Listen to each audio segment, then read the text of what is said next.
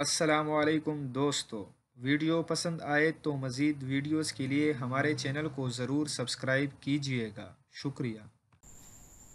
پاکستان اور افغانستان کے میچ کے دوران پاکستانیوں پر تشدد کرنے والے افغانی اپنے عبرتناک انجام کی جانب گامزن۔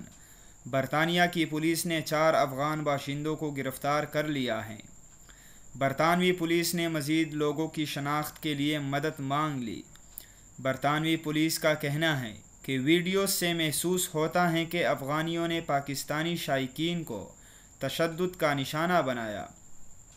واضح رہے کہ پاکستان اور افغانستان کے میچ کے دوران ایک ویڈیو منظر عام پر آئی تھی جس میں افغانی شائقین پاکستانی شائقین پر تشدد کر رہے تھے، جس پر ICC نے بھی نوٹس لیا تھا۔